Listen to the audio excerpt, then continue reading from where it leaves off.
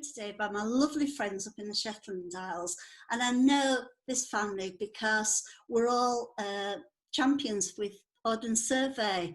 So can I say hello to Bryn and to Kim and to Faith? Thank you for joining us. So how's life up in the Shetlands? Really, really good. It's been wonderful weather this week. It's been absolutely amazing, isn't it? Yeah, it has been. It's been really, really nice. And really good sunsets.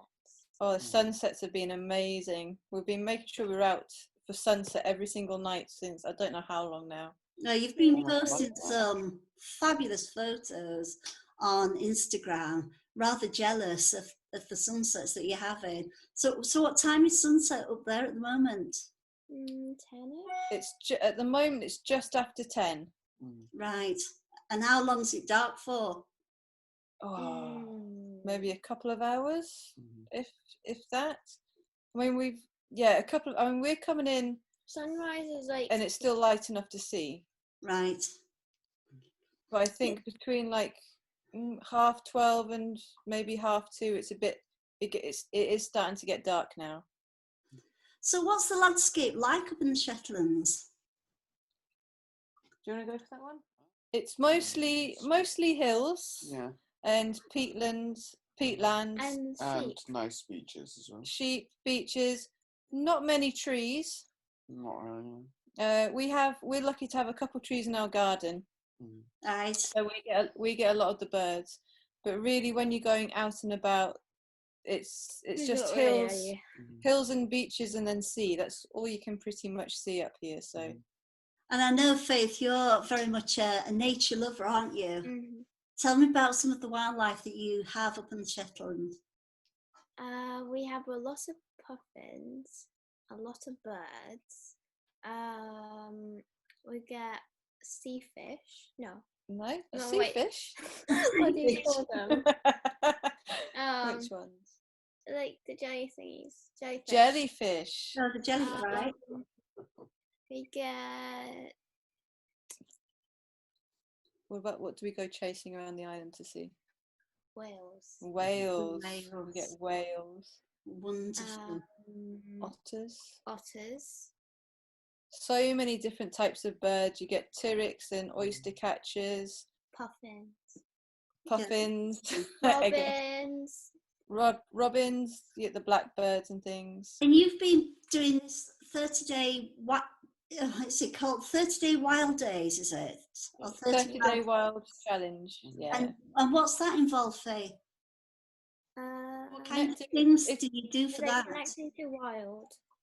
Connecting to the wildlife and to nature for the full month of June. And what kind of stuff did we do to get out when we went outside? Well, we did a lot of science outside. We went to a lot of beaches. Can you look this way? What about the thing on the phone? Oh yeah, we did like scanning flowers. Okay. Find out. What flower, like plants, flowers they are, and trees. Well, isn't there an app that you have on your phone to do that? Mm-hmm. Yes, right. Yeah, it's a really, really. Yes, right. Yeah, it's a really, really good app. And we kind of go around and we take a photo of a flower or the different types of grasses, haven't we? We found so many different types of grass just in our garden. Who knew there was so many different types of grass out there? Who knew? I just thought it was green. I just thought it was green grass as well until we let it grow a little bit in the garden. I saw some fabulous photos on social media of you two covered in paint. What was all that about? We had a paint fight. We just had a massive paint fight. It was on Sunday. Bryn was recovering in bed, which, to be fair, I think he's allowed to do on a Sunday with his challenge. And Bryn likes to stay in on a Sunday. He has a day of rest. But we decided, and we'd been going out every day, that we still wanted to get out. And we had a big, massive paint fight in the garden. With, fantastic. It was brilliant. I don't think we've laughed so much. I can't remember the last time we laughed so much. You must have had goggles on, and then you took the goggles off. You just got white rings and covered in paint. It was brilliant. Brilliant. We had to wear our swimming goggles. Yes. We wore to protect our eyes. So Kim, you're quite involved with Ability Shetland, aren't you? Yeah, I run a couple of the clubs in Ability Shetland up in the North Isles ones, don't you? And yeah, Ability Shetland, they've got clubs all over Shetland. Right. And they're for the children and they're for the adults. And they do art clubs, sports clubs.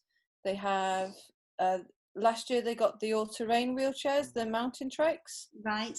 And anybody can phone up and borrow one to take out around Shetland. So even if you're coming up as a visitor from England or the mainland, you just give them a shout and, you know, they'll help you out so you can access a bit more. That was something I was going to ask you about. You know, as a person who lives on the island, then as a visitor to, you know, if I was coming on holiday, what's it like for me and the type of things that I would be able to do as a wheelchair user? So as a wheelchair user, if you had some kind of like a front wheel or something to lift your casters off, that would really, really be beneficial up here. There is a lot of stuff to do in Lerwick itself. You've got the museums and you've got the cinemas, and you can walk around kind of like the high streets. But even walking on the high street, it can be a bit like cobblestone. So you do need something. It's not overly. It's not over. And it is doable with a regular wheelchair, but just having that front wheel really, really does make a difference. Right. And there is some attractions that you can go to, and a lot of them have parking right at the entrance. But again, a lot of the way to access them tends to be over grass or maybe loose stone chips. Right. So you really do need something that can cope with that. Or, as you know, as we said, if you've got room in the car to take one of the all-terrain wheelchairs from Ability Shetland, then you can access so much more with that. So what's it like for pathways and going for a walk, a country walk? Basically, you kind of stuck with roads. Right. So we're pretty much stuck with concentrating on the roads, and that you do get the tracks as well, but they are quite overgrown with the grass, which can also be quite troublesome. I mean, as you know, with wheelchairs and things. I mean, when we go, we've done some quite adventurous walks with Bryn, and you know, and they can be up steep, you know, really steep inclines, and you kind of have to come right the way back down again. And it usually takes, there'll be a team of us in your wheelchair up here. So I mean, we manage with the team doing the more extreme kind of things, but for every day there is paths around Lerwick, so around the main islands, and you'll find paths in the little communities. But joining up all of the communities, you are walking on single track roads, or we call it a main road, but compared to kind of England, it's not particularly that busy. But it is pretty scary when you get all the big lorries that go past, and you're on the verge, you know, there's not even a walkway to go along the road. But I do believe that they are looking at having a path going all the way through Shetland.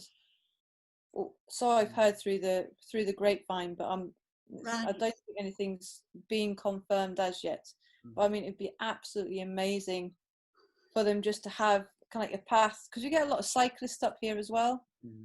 You know, and it would just, and walkers as well, and it makes everything so much safer and easier for everybody if there was some kind of path there for everybody to use. But I've seen you, Bryn, you're taking the mountain trike on the beach. How does it fare on the sand? Usually the two large tyres do quite well. Problem is the one on the back with the mountain trike usually gets stuck in the sand. Yeah, so with the mountain trike, the back wheel is the steering wheel. Right. And it's a lot smaller. And it can catch on the sand, which kind of like makes it can go that way. So on the softer sand, it is quite difficult, but then you tend to you've got the handle on the back, so with a bit of help, you can get onto the harder sand. And once you're on the harder sand, it's a lot easier. It's a lot easier. Yeah. And there is quite a lot of pebble beaches as well. So you do get quite a few pebble beaches, and the mountain trike seems to cope really well with those. And if you've got somebody who can just grab a stone if it does get in the way of the back tire, you know, then you're all right with those ones. Fab. And talking about Bryn on the sand, Bryn, you've been doing this amazing, awesome challenge. Go on, tell me a bit more about what you're up to. Can you tell Deb a bit more about it? The challenge. Yeah, tell me about that. So far the challenge, we've gotten about almost getting close to 700 miles now done. Yeah. And we're currently aiming to have our goal be 1,679 miles done. And most of it has been either outside or on the roads, or inside on basically like a treadmill. But I've got to tell everybody what you're doing. So Bryn is doing this challenge to do the equivalent of walking all the way around the coast of the Shetland Isles. Yeah. And how many miles is that, Bryn? 1,679, which is about from the top of Scotland down to like the John O'Groats to Land's End, down and pretty much back again. Yeah, pretty much back. Just short of, I think.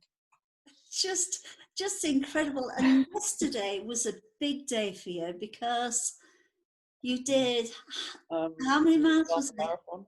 Half. How are you doing it? 13.33 miles. That is just incredible. So at the start of lockdown, you were shielding, weren't you? So you were not going out. You've got this amazing den, haven't you, at the bottom of your garden? Shed, yeah. You call it a shed. I call it this. It's just fantastic what you've got in there.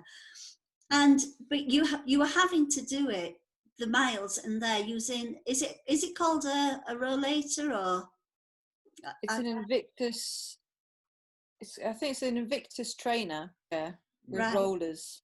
Do you want to describe it a bit more? Well, that pretty much describes it. Pretty much, yeah, it does. Yeah. So you work your wheels round, but your wheelchair isn't going forward. So you started building up your muscles doing that, didn't you? But then once you've been allowed out, you've been then on the mountain trike, and you've been doing I've been seeing then 5 miles, and then it's 6 miles, and then it's 10 miles. And yesterday was the equivalent of half a marathon. Is that going to be your upper limit, or are you going to go a bit further the next time? Probably going to try and go further than 13 at some point. And how's the arms doing? I think they're doing all right. He's managing quite well. He tries to do 10 a day. Yeah. And then he has a Sunday off. Mm-hmm. So getting about 60 miles done a week at the moment. That is if not more. Incredible. Just incredible.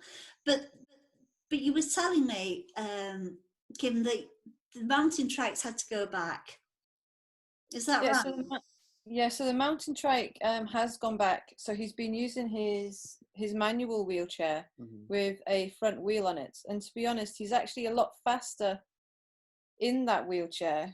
But we are trying to stay on the flat, like on the flatter areas, because I mean Shetland is very hilly, very, very hilly. So I mean, you can imagine what it's like pushing. Well, you probably know what it's like pushing a manual up a hill, even a slight incline. Takes a lot of effort. It certainly does.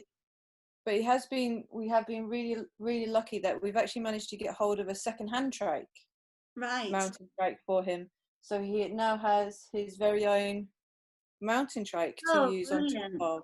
Right. So it's something that we've been looking for a while, and I mean they are very expensive to buy brand new, and it's not something that we could afford. But we've been looking around, and we managed to get hold of one for second hand. So fantastic.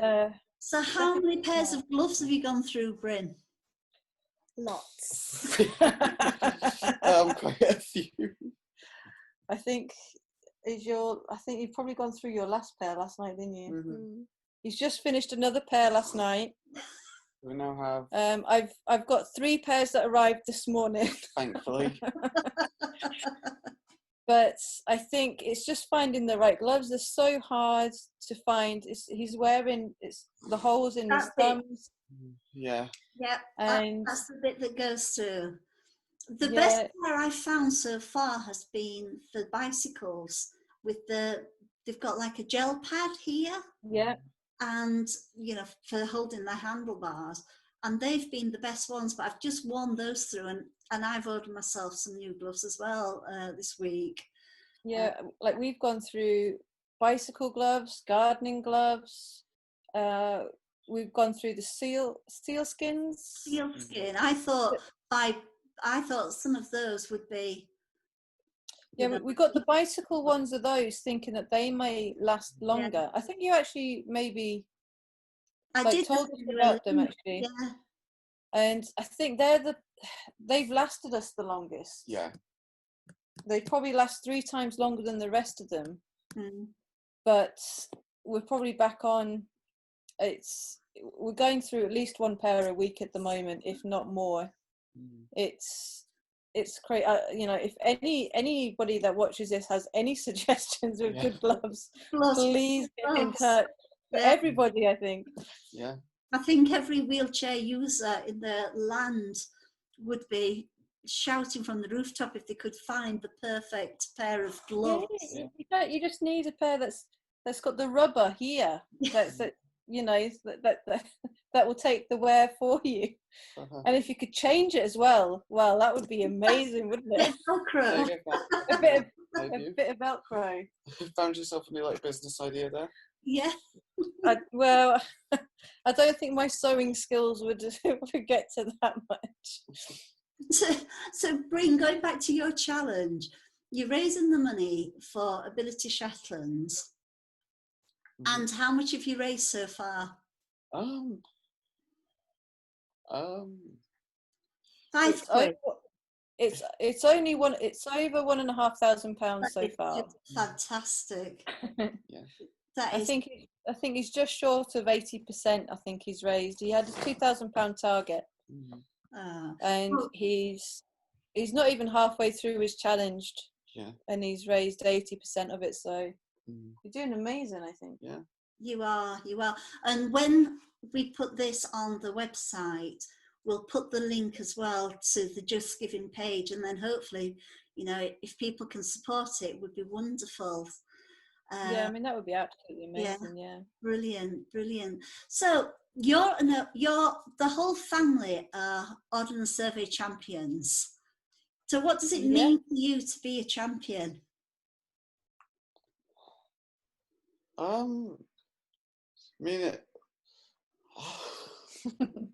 It's a fantastic feeling to know that we've been chosen to work with you guys, and I think inspiring and motivating other people, that's your biggest thing, isn't it? It's just being able to inspire a lot of people, especially people who wouldn't normally get out, maybe with mobility issues. I mean, there was a school down south, a primary school down south, that did a full presentation about Bryn for their meeting, is it meeting? No, assembly. Right. For their assembly. And that was all the younger children, and they sent us photos of them all enjoying it. And that really that was really, really nice. Yeah. And just knowing, I think what's lovely about you as being champions is that you're showing everybody that as a family you can get out and enjoy the wildlife and the environment and the walks. And we're running out of time with this Zoom, so I have to sort of finish. I've just had a little message to say I've got to wrap up, but it's, you know, it's just brilliant that what you do as a family to inspire others. So it's been lovely chatting to you again, and we must meet up very soon. Can't wait to meet up. Yeah, absolutely. So thank you. Have a lovely weekend, and we'll speak again soon.